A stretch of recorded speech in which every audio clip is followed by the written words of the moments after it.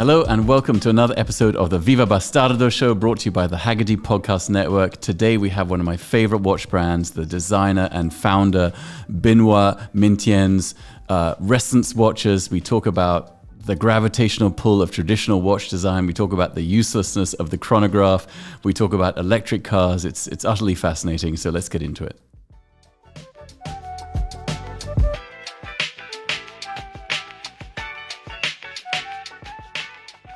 Okay, here I am. I'm back. Is that Concorde in the back? Yes. Oh.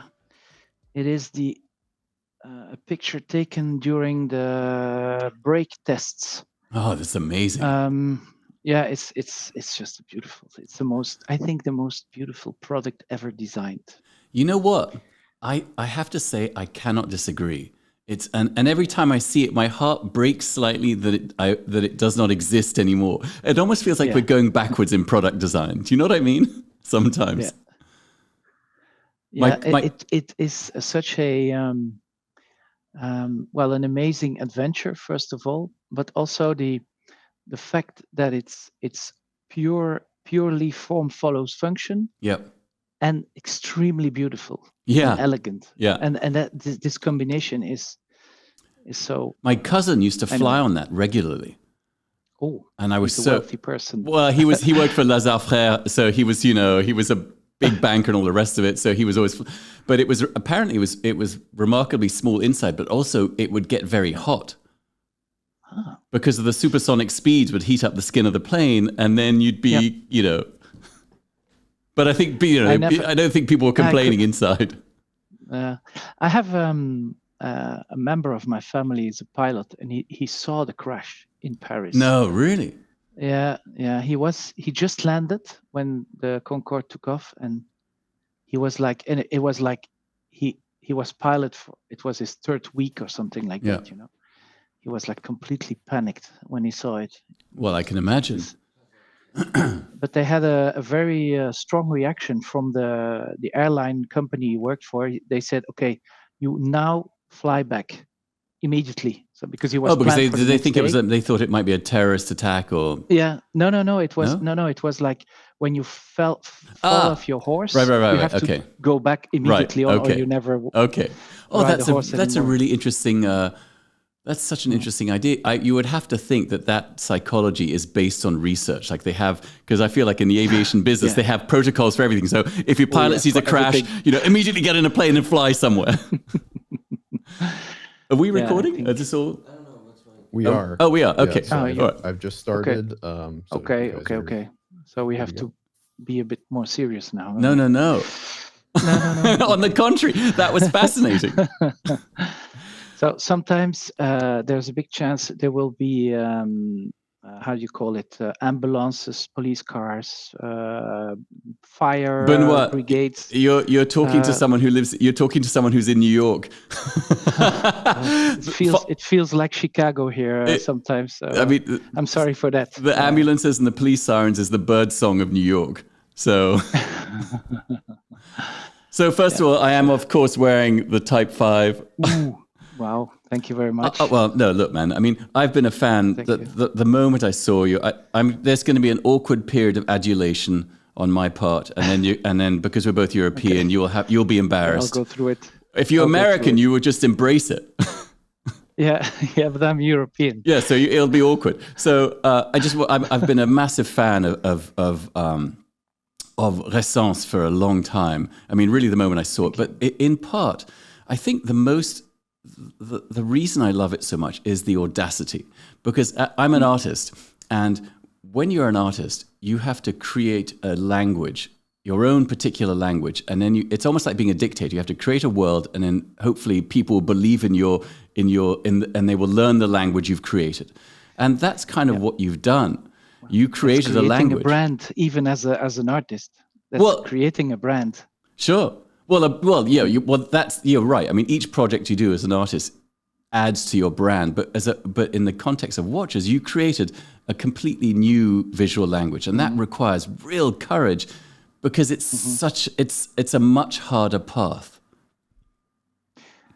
Well, no, it's not harder. No, Phil, everything you've said is rubbish. No. It's not. It's not. I understand why you say it, but this is when you look at it from the perspective of a watchmaker.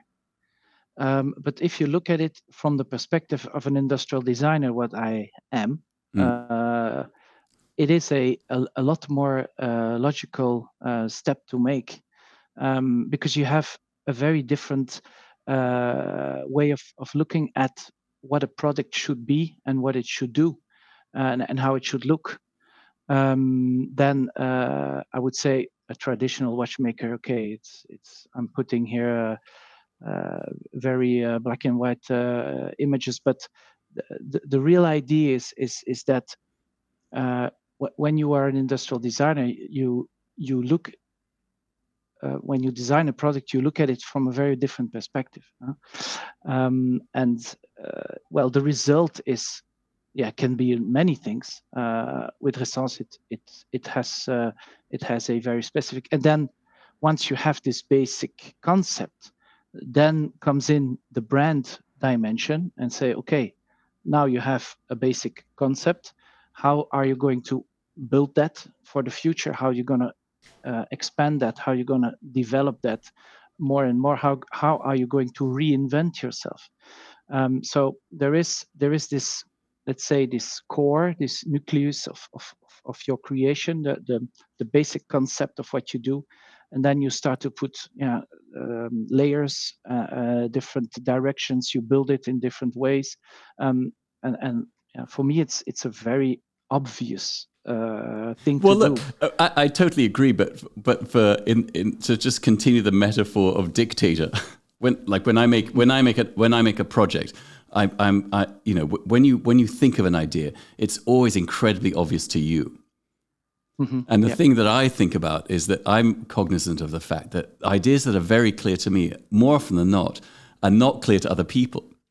So, for instance, this design, this kind of language, this visual language, makes perfect sense to you. But in the context of horology, it's entirely new. Yeah. And so what you're doing is, what I think, it's funny, when I post the Ressence watch on Instagram, I get the most likes of any, and I think you mentioned this in one of your interviews, I get the most likes of any watch I post. But one of the other things that often happens is that people say, oh, how do you read the watch? I don't know what time it is. Right? Mm-hmm. Because you've created this language and they have to learn that language. Well, yes and no. We conducted a survey with a professor in Harvard. It's a neuroscience professor. And he approached us. He was conducting a study about the process in the brain between reading an information on a dial and your orientation in the dimension of time. So there is this, it was a study far beyond my capabilities, but he said the way you represent time is potentially more effective and more efficient than a traditional watch, because you apply ergonomical patterns, or you apply ergonomical aspects that are a lot more, I would say, ergonomical, seen from his studies, more applicable to than normal watchmaking. I have a question. Do you hear all the discussions in the room? No. Okay. Just your own words of wisdom, so there's Benoit. a noise cancellation in the system. Well, I mean, but hang on. What I was going to say about is that it's interesting because when you wear it, so you will have noticed that maybe the first 5 minutes you say, okay, what was it again? But once you wear it, it's not the subject anymore. It's a bit like that's exactly right. It's going from an automatic car to a manual shift car. You don't really think about it. No, you're exactly right. And I think my point, what's interesting to me, and the thing I always say to people when they say, oh, I can't tell the time, is exactly what you're saying, is that I find that almost everything in life is an acquired habit. And horology has deeply entrenched acquired habits, right? There's a particular way of telling the time. So when you have a new language, the way you've created, you have to spend 5 minutes learning that new language, and then you're fluent in it. But initially, you look at it and you're confused because you're so entrenched in this habit of how you look at a watch, what a watch is supposed to look like. But Phil, I will also add that actually it's not so far away from what you know, because what our brain is doing when we read the time, usually, I think 80% of the time, you are looking for the minute hand because you know the hour you're in. So you just want to check if you're on time or not. So what your brain does, your brain is an extremely efficient tool and very lazy tool. And so what it does is it only searches for the longest hand. It's a hierarchy in the size of the hands. So it's not, and it's really not looking at where it's pointing. It's just an angle. It's kind of a reflection of an image that you look at, and your brain transforms that image into an orientation in the dimension of time. And so very often, if I ask you even 3 seconds later, what was the time on your watch? You'll say, I don't know, but I still have time. So so your brain is the angle is a kind of indication of in this angle, can I do what I want to do within this angle? And well, you're talking about the idea of the brain kind of always, the brain often operates with partial knowledge, with a small amount of knowledge, and then it fills out the rest. It's kind of like it's almost like for instance, in a movie, if you see someone walking to a car and then you cut away, but then you hear the sound of the car door closing, your mind completes the rest of the action. Yeah, it's a bit that, yes, indeed. But really, the basic concept, and it was one of my, let's say, starting specifications I imposed myself as a designer, was to say, okay, we should keep the cognitive patterns that we all know, even though they are not so good, because you and I and everybody, we had to learn how to read the time on a watch. This is not something intuitive. So when you look at it from a, let's say, hardcore point of view of a designer, you should never represent the time the way it's represented, because you need to learn it. But once you know it, it's super efficient. Because again, you look at an image. You don't look at, okay, what is it meaning here or there, or which minute is it? No, you just say, okay, this is the angle. Okay, I have enough time. Okay, so let me ask you this then. What would be the most intuitive way of representing time other than a digital watch with numbers? Is there? I mean, I'm sure you. I feel you're a conceptual artist in a lot of ways. The way you're. Yeah. I mean, so what would that be? Have you thought? I'm sure you've thought about it. Of course, we did. We did an exercise when we were 10 years old, where we had a concept. It was, of course, very, let's say, basic still, or embryo type of concept. But the idea was really, how do you represent time in the most efficient way? And I think the most efficient way to represent an information is color.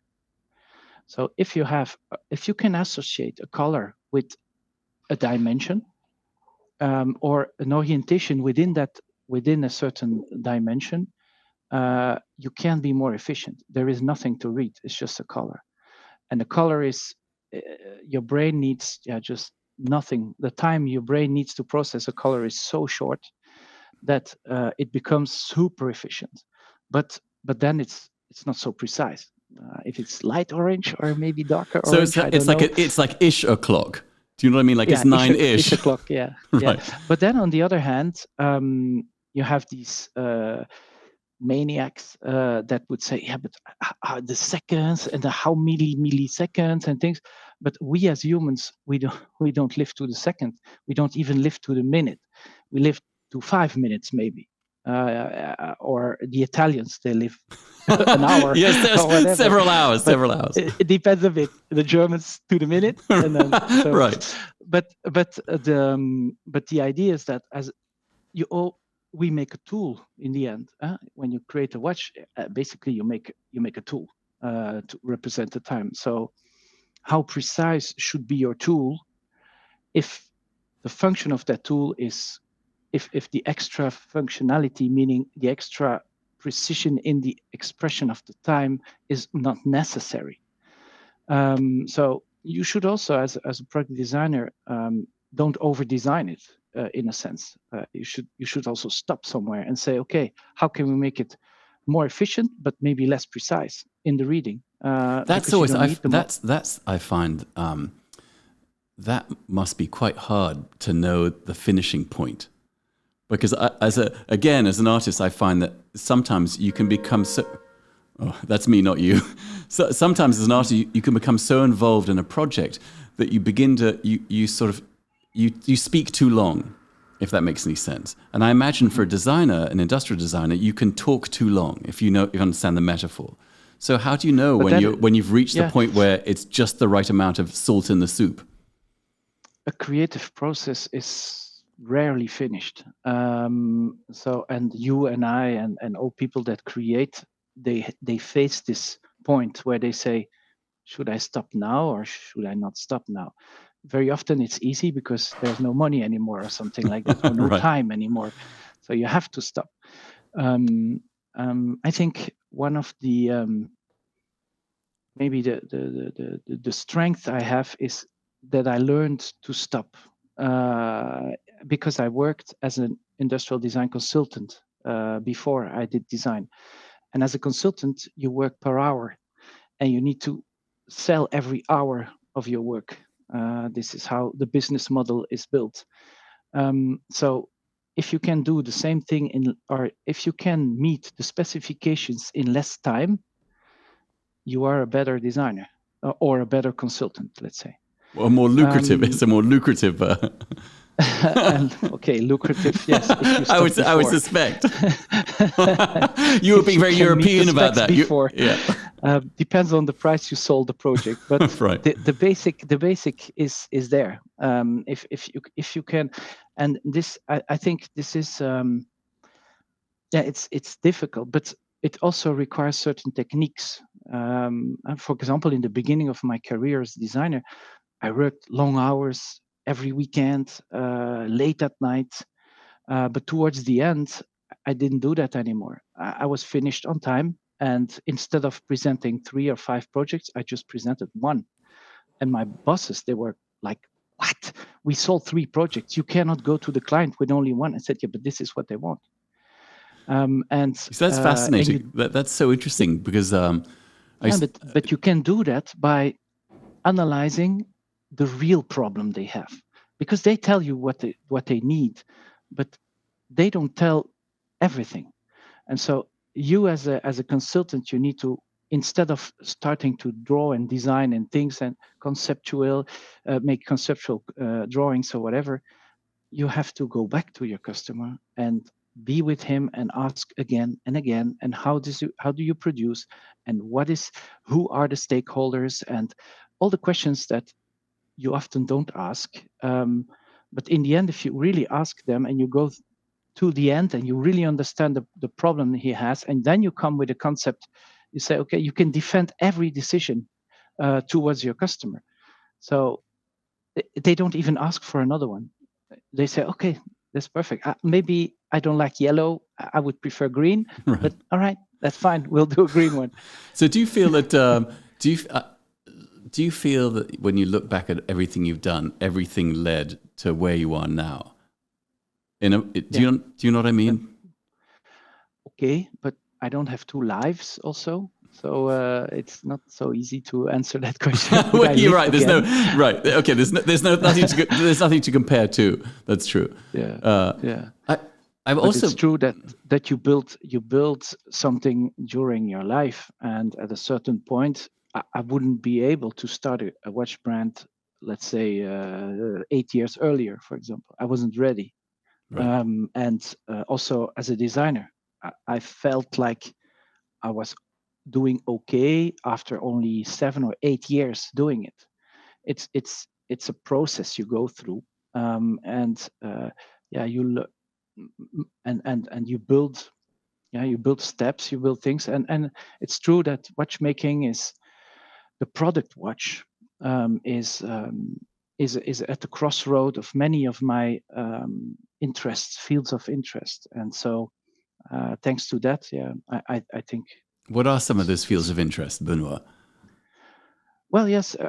When you look at the Ressence, I could have do like, I would say, many Kickstarter brands and do just maybe a new strap or maybe a new dial color or a finish or whatever.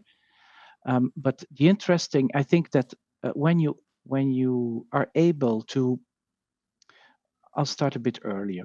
A product has many dimensions and creative dimensions, and a watch is one of those very few products that I believe correspond to nearly all the dimensions I'm really interested in, and it's a wide range of dimensions. I'll give you a few. Of course, there is the aesthetics. There is, of course, the ergonomics of a watch, but there is also the mechanism. There is you have the ergonomics of on the wrist, but you also have the ergonomics of how you read it. There is the price. There is the production. There is the social aspect of it. Very important. There is the brand that you have to design. There was no brand Ressence, so you have to create it and this whole world around it. Let's say these are the dimensions you work in, and then you have to make sure that you go a step further in each of those dimensions.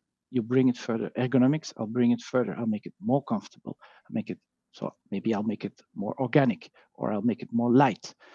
I'll make it more readable. So let's put some oil in it. I'll make it more useful. Let's put some IoT in it. Wait, hang on. What's IoT? What's IoT?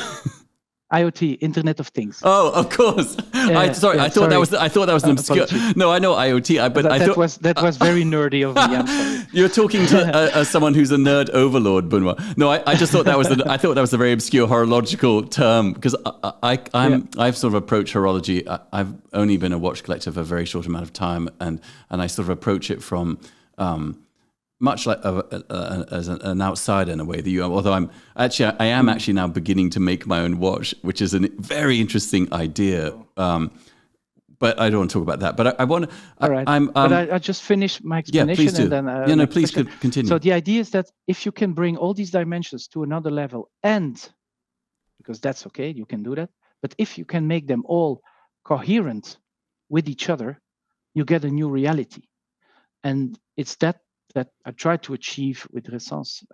It's another reality of watchmaking. It's different, but all the dimensions and all the parameters of the aspects that define the watch need to be coherent, and I think that's part of why Ressence is a bit different and that people recognize it as different. Okay, sorry. No. That was no. Well, first of all, a bit different. That would be you could be. That's English understatement. Is saying Ressence is a bit different. It's radically different.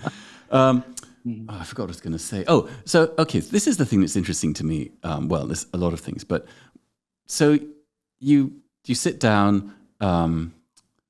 You create this visual language, presumably. I mean, how long does that to sort of come up with this idea of disassembling the idea of how we look at time? What was is that like a weekend of feverish scratching, or is that months and months of tortured artists pain? Actually, it's a process. It's a mental process that goes on for months or years. Sure. But you have this idea of, okay, I would like to a watch, whatever. And at a certain point, you say, okay, let's draw something. Let's put something on paper. And that's where you start to see physically, okay, is it working, your idea, or is it not working? And then you go a step further. You put it in a 3D model. You test it in a 3D model, because you can have a nice idea, but if the watch would have been like 20 millimeters thick, it would not have worked. So you also need to be creative mechanically and inside the watch. You have to make sure that your nice concept that you invent on the outside also works on the inside. So it's not enough. That's why I say all these dimensions must be related, must be coherent with each other. And if they're not, it doesn't work. But how do you make that leap? How do you make the leap from, okay, I've got this visual language that I've designed. Now I'm going to make an oil-filled watch. Did you have technical background, technical experience that allowed you to understand that was possible? How did you make that leap? You don't need to. If you ever been on a sailing boat in your life, you will have seen that they have a compass on each sailing boat, or a big sailing boat has a compass. And inside that compass, you have a liquid, and you have the compass inside that moves. And it's very weird when you look at it, that it seems that the whole bowl of glass is filled with the compass, but it's not possible. There's a wall thickness of the plastic or the glass, and then there is some oil between the part that moves inside. But you don't see that. So there is a visual effect that you get when you look at products, and I think that's our job as designers, is to be very strong observators. You see things, and you grab that, you take that, and you say, okay, this is a nice effect. How can I translate that? And with the Ressence, of course, there was, with the Series 1 and the 0 series, there was already the dial, the flat dial. I call it the mechanical screen. And then if you add oil, I just tested it. I took a 0 series, and I filled it with liquid to see the effect. So was that where the inspiration came from? Was a compass on a boat? Were you on a boat and you're like, that would be fascinating to use that tech? I'm just curious. I'm always curious about origins of things. It's very hard to say where it comes from. That's why I think you suck in things all the time. Right. And our brain sometimes rejects something. And here, yes, I think it was more a bottle, a half-filled bottle, So and it was, if I'm right, it was a bottle where the label was also printed on the inside, and so you could read through the water. You could read the inside of the label, from the inside. That's interesting. And it looked interesting, but you could also say, look at an aquarium with a fish in it. When you look at the corner, you have a fish on both corners, but there is only one fish, but you see two. Right. So where's the real fish? so these graphical effects that you get with light refraction is very interesting. And so yes, I think it must have come from there, something where you see, okay, with liquid you get a new effect, you get a new result, and you get a stronger graphical image. Because you will notice on your watch the graphical contrast is super strong, and there's a good reason for that. It's because you eliminate all these internal refraction of light inside your watch, because the glass has nearly the same refraction index as the oil inside your watch. And so basically you can do the test this evening when you're at home. You take your Type 5, you take it off when you're cooking, and instead of taking the salt and put it in your pot, you put some salt on your dial, and suddenly you will see that the hands are like 2 millimeters lower. Really? Yeah, just try it. You'll see. Okay. So our brain is tricked by this effect, by the graphical effect of the refraction of light. It thinks it happens where you see it. But if you put a little bit of salt on the dial, suddenly your brain has another reference point, and so it puts the dial a lot lower. That's fascinating. I mean, where it is in reality. You know what's amazing about this? What the oil-filled watch is that you've created this thing that's extraordinarily complicated mechanically, but visually it looks entirely artificial. Like it almost looks when often people who know nothing about watches assume this is some sort of digital thing, and there's that kind of there's that fascinating tension that's happening between this incredibly mechanical, organic thing happening versus this digital appearance on the top of it. Well, when I look at you and I look to people, you have a face and you express things on your face. It looks very simple. You express, you have a smile, or you have whatever.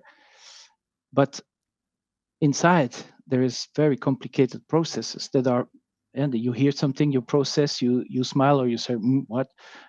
You have reactions. And it's a bit comparable. We humans interact with products like we interact with other humans. Our brain is still a Neanderthaler brain, and so our brain did not evolve as fast as we evolved in societies, and products are certainly not part of it. So we don't have a brain processing system that processes for people and then also processes differently for products. That is why you have people that are in love with their whatever computer or a smartphone. Right. They cannot make the difference, or they have difficulties in making this difference. And so, when you design a product, you should also apply these same logics. It shouldn't be complicated, because someone that is complicated, you really want to be friends with someone that is complicated. No, you don't. You want to be friends with someone that is transparent, someone that when you say something, it comes back and you, yes, indeed, it's you.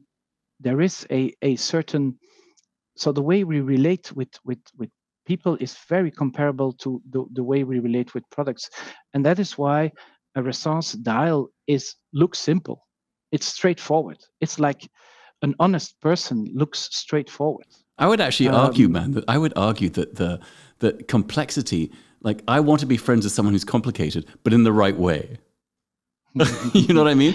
Like that's the thing about a Ressence. But then you look for something interesting. That's right. And okay, you can be interesting. A Ressence is okay in a way. It's interesting. It's okay. It's different.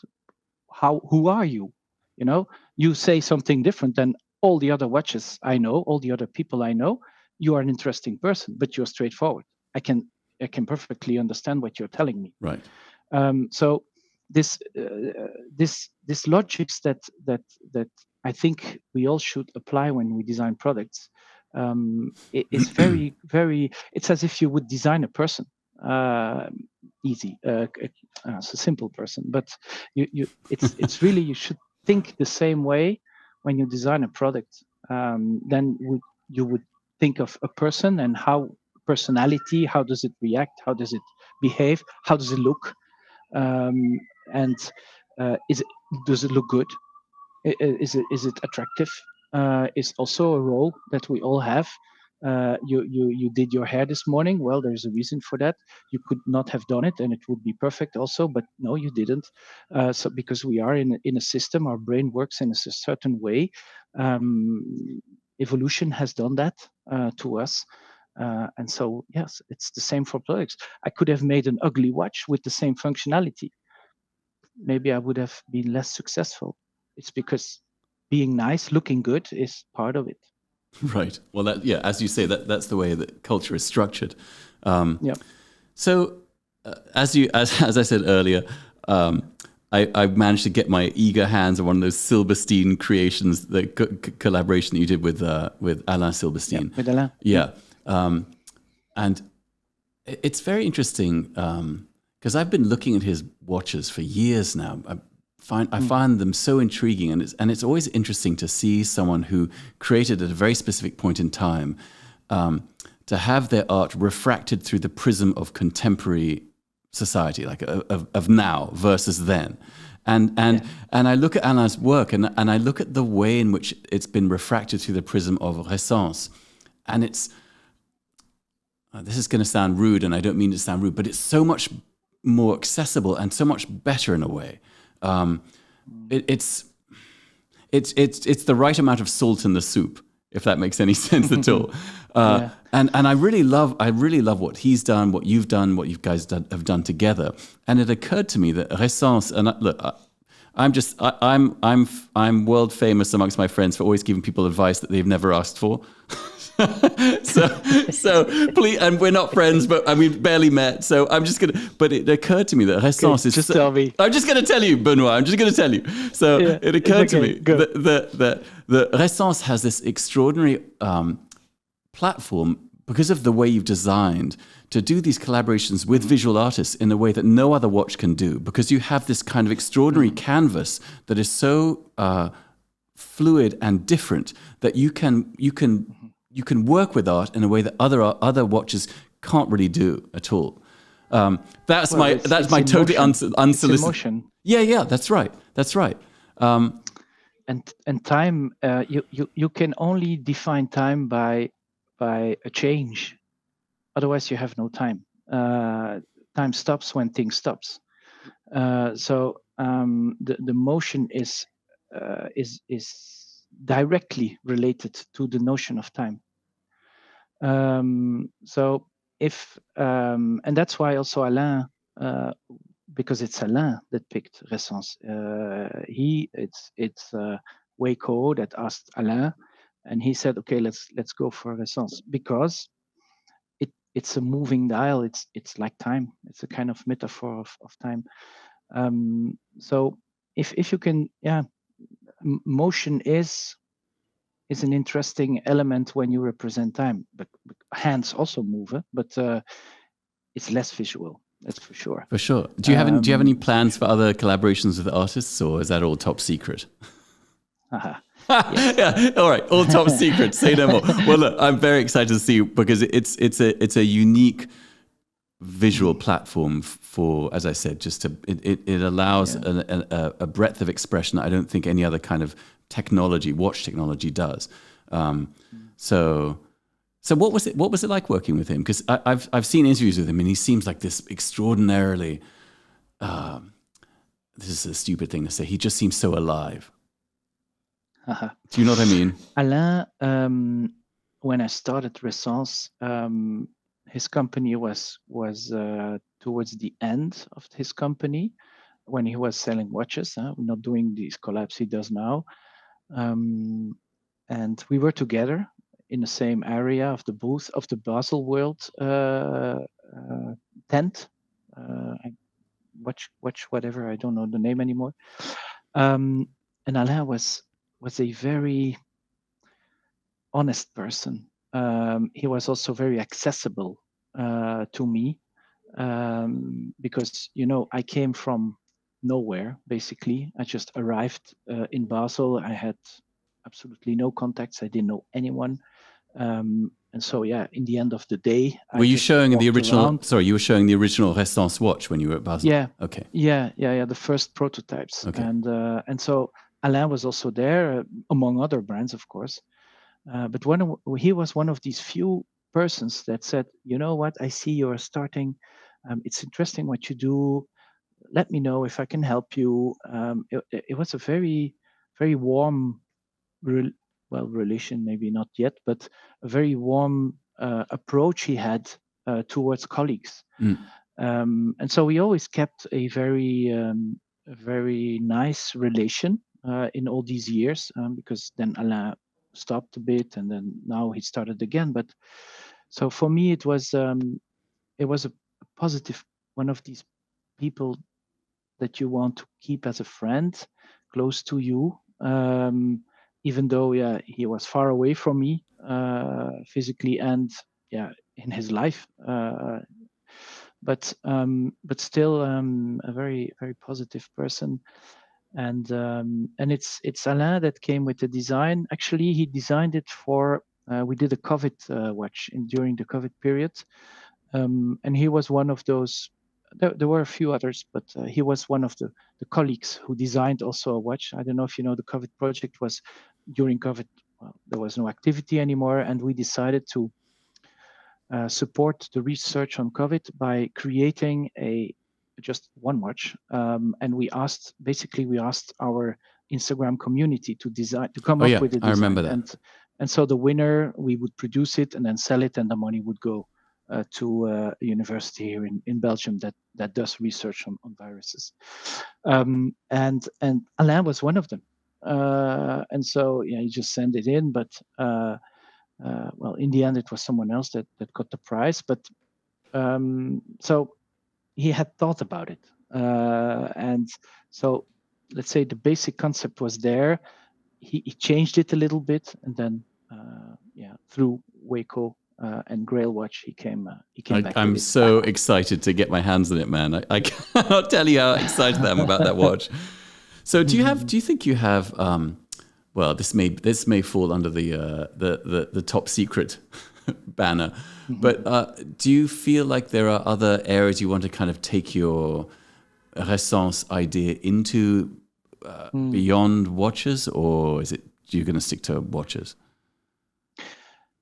Many people ask this, but I've been to all these areas already in my previous career. I've done all these things. So the nice thing about the company I worked for is that was a generalist in this industrial design. So the number of fields I worked for in 12 years was just crazy. It went all directions, everything you can imagine. I probably worked for in all these years. So for me, I came to watches exactly because I did all the others. And it's or cars or watches. But cars is too complicated to do on your own, or at least to design on your own. But watches is possible. Are you much of a car person yourself, or not? Yes. Oh, you are? This weekend, this weekend we sponsored I saw a concours d'élégance here in Antwerp. What one? The Maserati, I think, one. Is that right? Yeah, we gave the Maserati the design prize, but it's that's easy, Benoit. That is easy to give that kind of car the design prize. It wasn't even mentioned by the jury. The professional jury guys, they didn't even talk about it. Why? Because it had because you cannot imagine if you want to win a competition like that, your car needs to be 50 years old, but it should never drive. And it should be completely original, as if it comes out of the showroom without any repainting, without your seats must be perfect.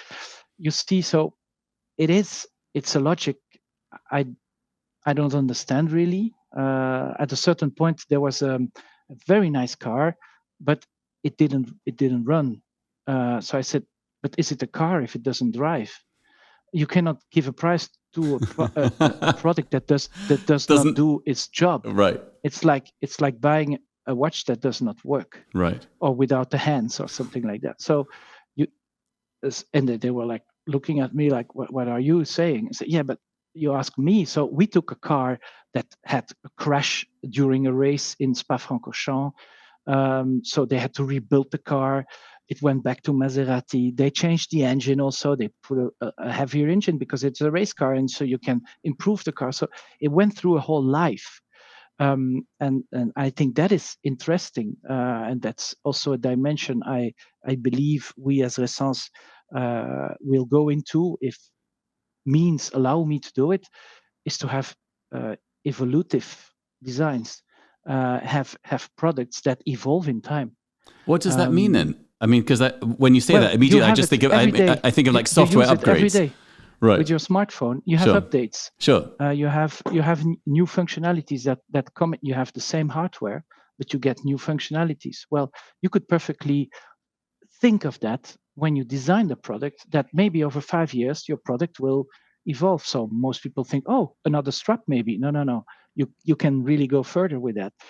And the platform that we designed with Type 2, and that's the Internet of Things watch, it has been designed so the hardware inside the watch does allow more than the watch does today. It's just that we did not develop the software behind it to activate these components, but they are already there. And so one day, when I will have time and money enough, I will start to develop new functionalities for those watches. So people that bought the watch 2 years ago, they will be able to get an upgrade and have new functions. So this is interesting. That's utterly fascinating. And here's the question, I suppose, is what are those functionalities that are actually functional and relevant to people's lives today? Because when you think of watches, you have a stopwatch or you have a moon phase, and I just don't care about any of that stuff. Like, I know that it looks nice, but what happened? New headphones?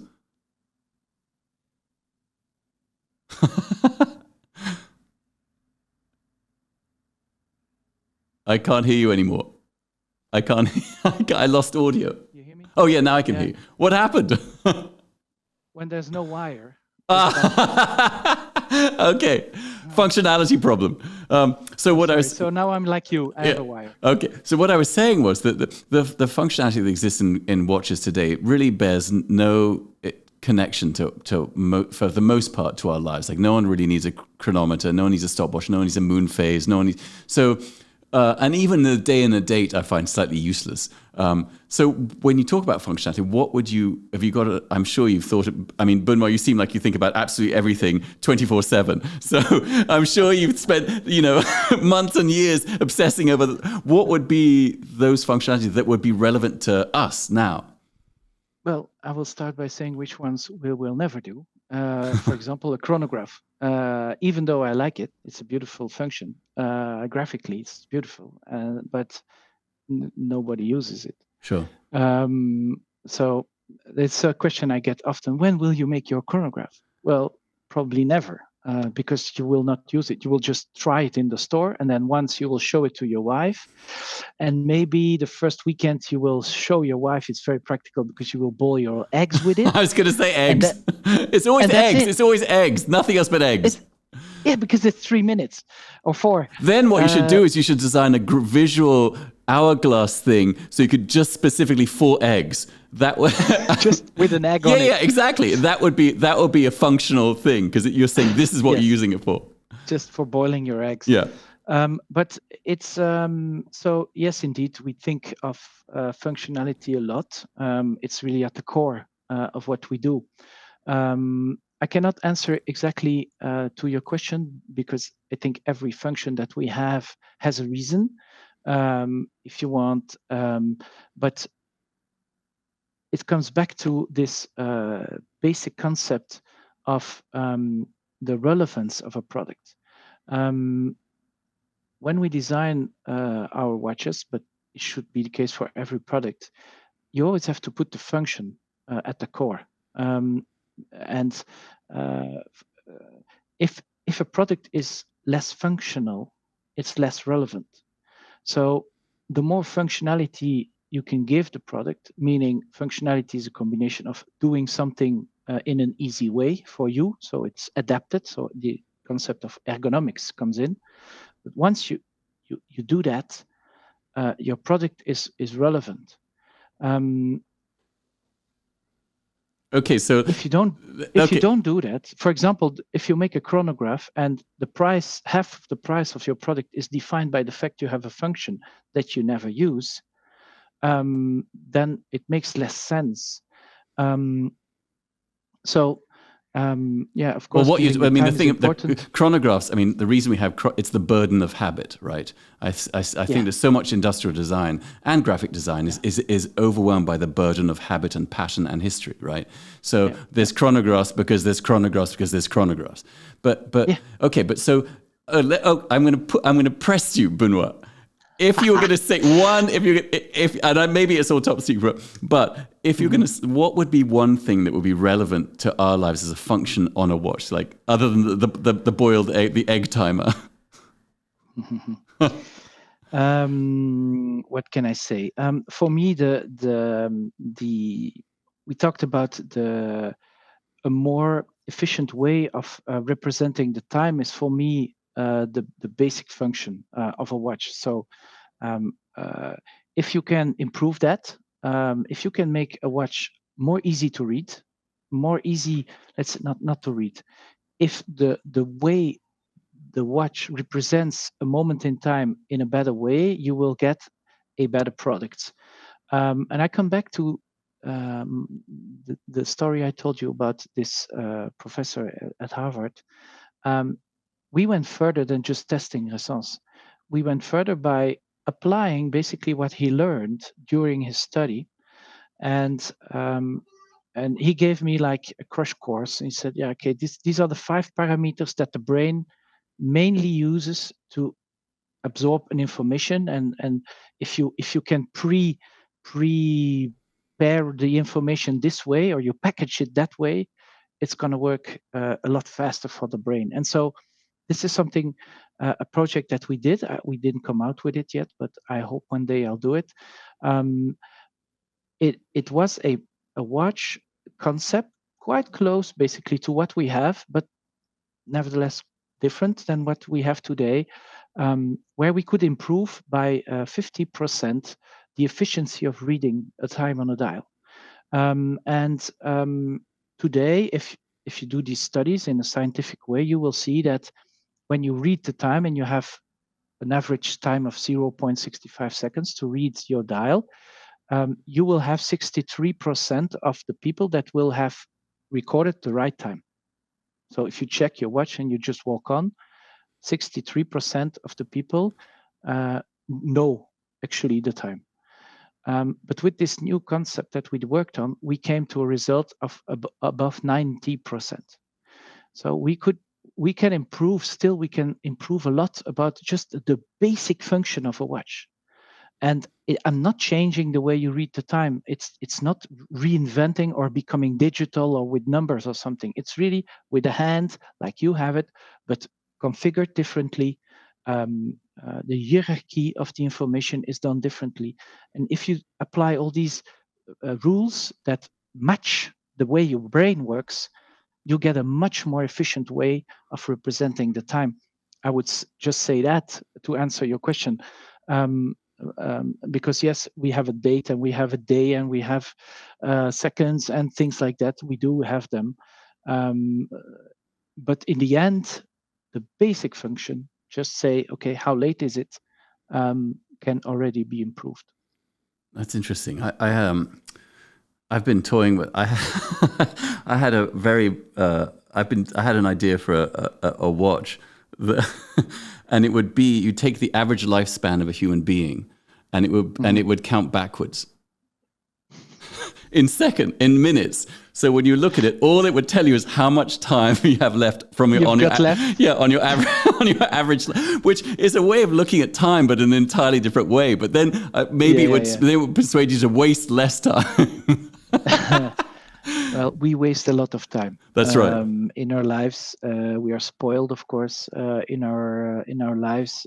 But I think, maybe it's a good concept. I don't know. I feel like everyone aware. It would be. I think it's a very depressing concept. But who knows? Maybe you would find yourself much more efficient because you go, oh look, I just wait. I'm 5 minutes closer to my death. But then you have the people that say, your life shouldn't be about efficiency, Phil. Well, it's not about efficiency. It's about maximizing whatever happens to be important to you. So if you have, you're looking at the countdown, you go, well, if enjoying yourself is of maximum importance, then you shouldn't waste 5 minutes not enjoying yourself. For example. Yeah, but it is very interesting when you consider how to reinterpret time, not from just an hours and minutes perspective. I mean, that idea I came up with. I was just thinking, what's important about time to us? How do we use time? Yeah, in a bad way, I can tell you. I feel, Benoit, that I feel that you're probably pretty efficient with your use of time. I mean, I think there's always something going on up there. Yes, but I wish it was even more. But I'm still a human being, so sometimes I sleep. Right. What a waste! What a waste, Benoit! What a waste! I know. It is. I mean, it's funny because I was thinking about Ressence the other day, and I was talking to a couple of friends of mine who are watch collectors, and it's interesting that Ressence are not cheap, but they're not expensive. I mean, they're kind of in that middle ground of small brands, I guess. And I find that some people they admire them, but then they say, "But it's too expensive." And then I wonder this from a traditional watch collector's perspective.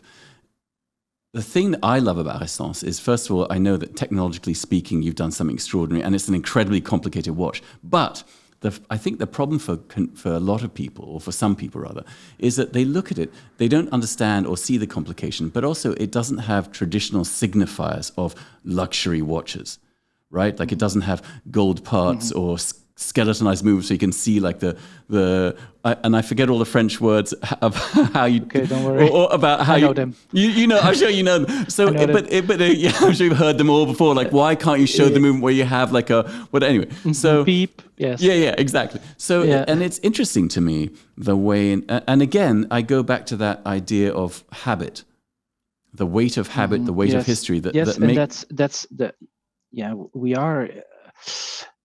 we have a philosophy and a design approach that is of course very much influenced by design thinking and not by luxury.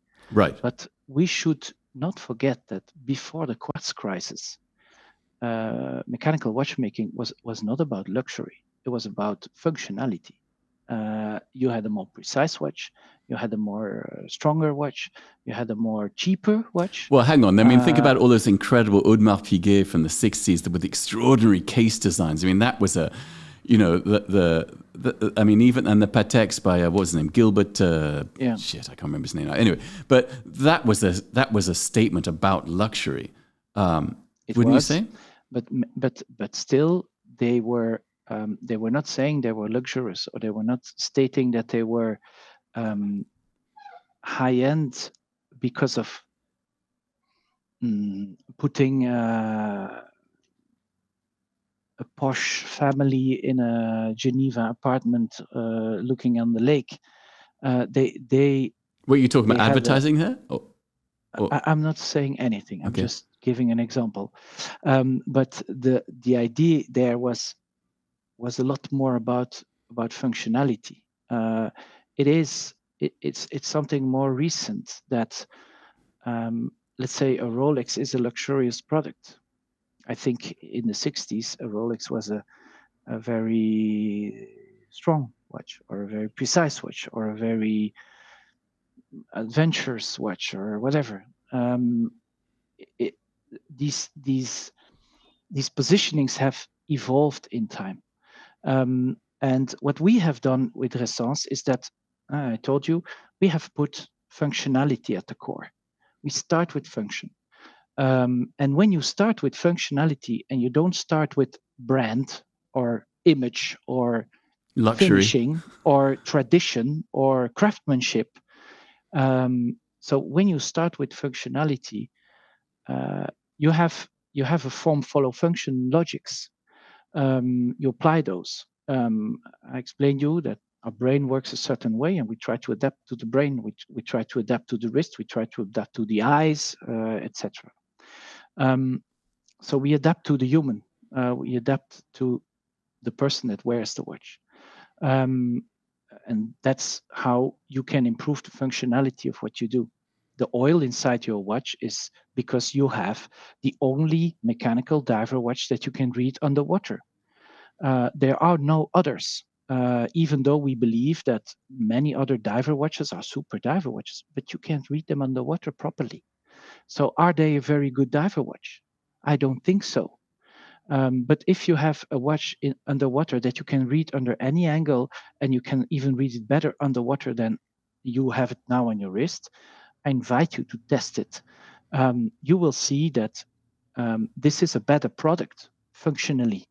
And it doesn't look expensive, maybe, because our starting point is not looking expensive or looking luxurious. Our starting point is function.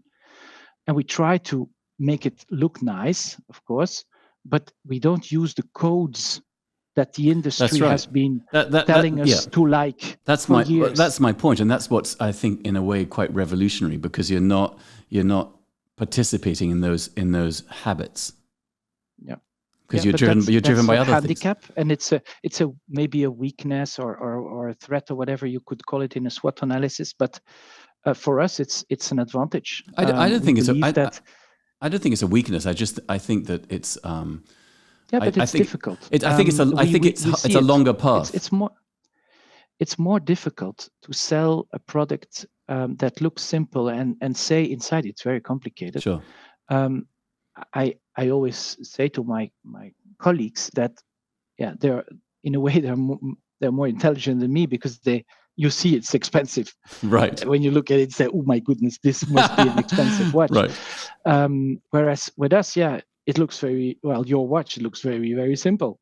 It even looks like electronics inside. So even though it's not, but well, that's why I said at the beginning of the conversation, I said, in a way, what you've done is you've chosen quite a hard path because you have this extraordinary, you have a new visual language, you have extraordinary technology that's not visible, and as we're saying, you don't have these visual markers that say, oh, I've just spent a lot of money on a watch, which for some people who buy watches, it's important that people look at their watch and go, oh, you spent a lot of money on your watch. Like Richard Mille, for instance. I mean, but he's intelligent in his way. He has a very intelligent approach. He says, "I'm making a very expensive watch, and I make sure that you recognize it." Exactly. And he has a certain clients for that. That's perfect. Yep. We all have our own clients, and that's the nice thing about watchmaking is that I don't try to take Richard Mille clients from Richard Mille. They like Richard Mille, and I hope I have others that maybe prefer Ressence, and that's for all of us in watchmaking. If we have a real positioning and a distinctive positioning, so I absolutely don't have a problem with that. I think it's interesting that a watch is in the end a watch is an avatar of you.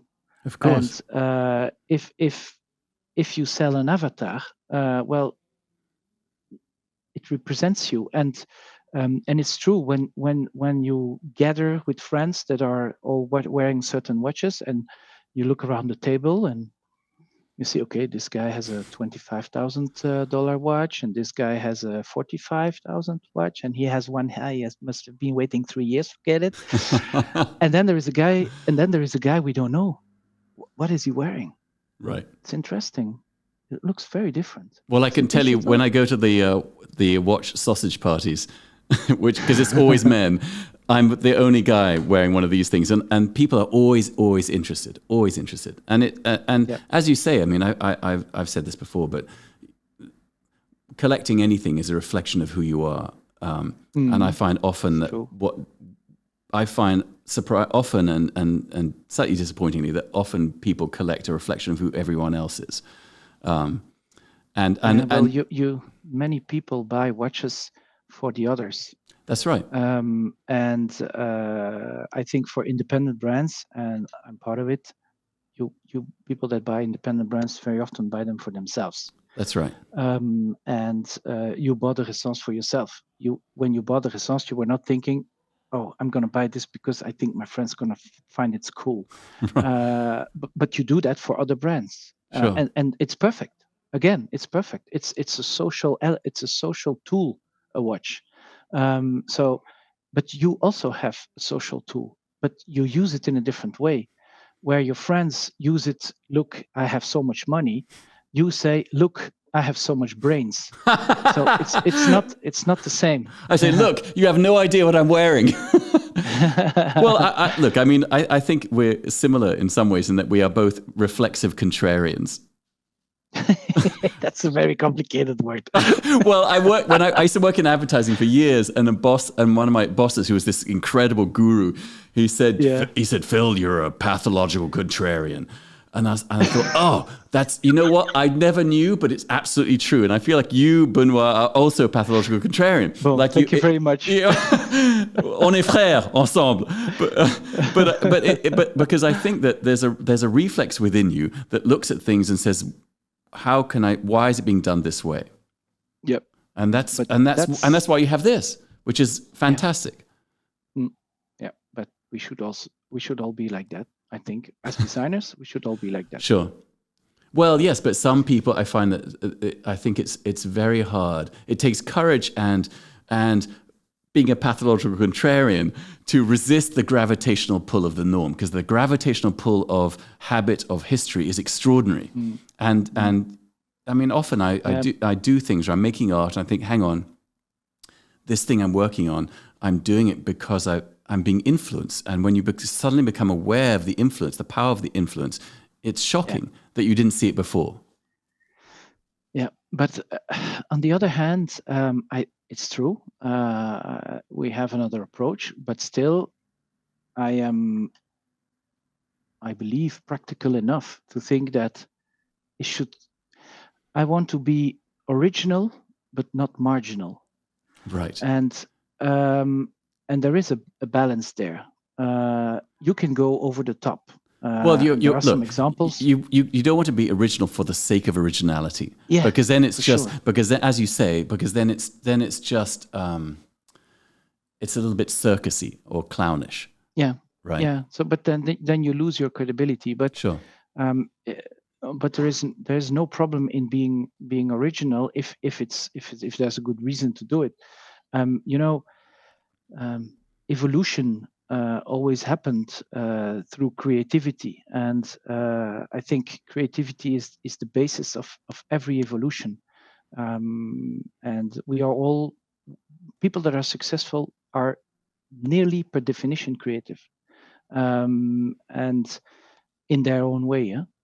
It's not because they can design things better than the others or something like that. It can also be being more creative in selling apples. Okay, Sure. you do it in a different way than the others, and because of that you are more creative and more successful. So the creativity is really at the basis of, and it's a value that in our society is maybe not. It has a low esteem in a way because it's always related to arty. Well, it's very hard to. It's very hard to. Not so serious. It's hard to quantify.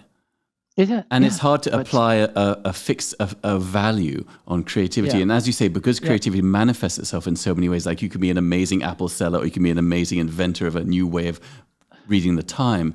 It's hard. Yeah. It's foggy. It's foggy, and sometimes, but you have to apply certain specifications to yourself in your creativity, and I think that's sometimes what people find funny about artists is that they come with things that you say, what is this?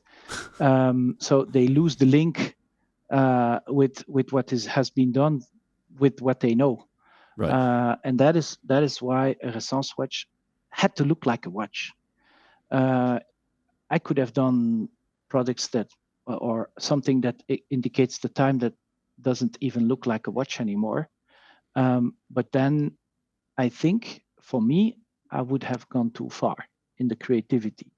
So it was this very delicate balance to find this delicate balance between being creative, being relevant, but not going too far.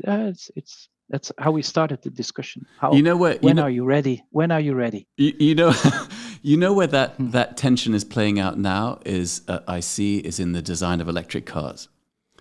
Because there is this tension between referencing design habits that have existed for the last 70 or 80 years, grills, etc., and the desire to say, and the fact that we don't need that design language anymore.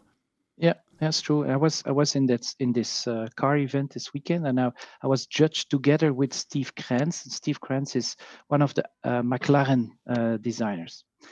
And we had interesting conversations about electric cars. First of all, he told me that his clients don't want an electric car. Okay, then you have already a problem as a car producer. You have a very finite. You have a very finite lifespan as a car producer. So and then he said, the problem with electric cars. For example, we had the discussion about Tesla, because the first Teslas they still had a fake grill in the front. Yeah. I always hated that. That was typically that. It's okay. We want to make a car, but it should look like a normal car, even though it's electric. We should not go too far. So they decided, okay, grill is minimum. If you don't put a grill, it looks funny. Right. So let's keep the fake grill.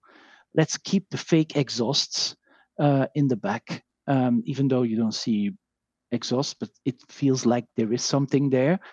But an electric car could be just a driving bubble. Sure.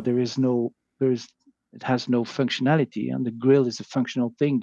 But we have got so much used to this archetype of the car, Right. and that's probably what you refer to with your friends and say it doesn't fit the archetype of a watch. That's right. But yeah, But then I wonder.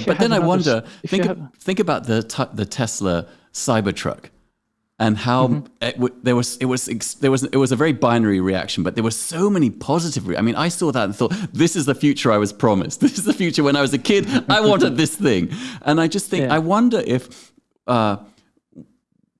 I wonder what the acceptance would be if you designed a watch that was extraordinarily futuristic, or if they designed an electric car that was a bubble, and they said, this is the car. I wonder if people would say, finally, this is what we want. We don't need any of the pretend grills and exhausts, or people would be alarmed by it. I don't know what the answer is to that. Well, that's, again, we refer to the social aspect of the fact we are humans, and that we are a bit like sheeps, and we behave in social groups, and we react to social behavior. And so we have to have a product that reflects our social status in the group. So yes, it plays a very important role, and it takes a lot of courage to say, okay, I'm not part of that. I'm going to do my own thing, or I believe that this is more relevant, right, or this is more to the point. And so, yeah, but for example, these new electric cars, I think Tesla did a good job. But for example, Mercedes was one of the big brands during the event, and they presented their high-end electric car.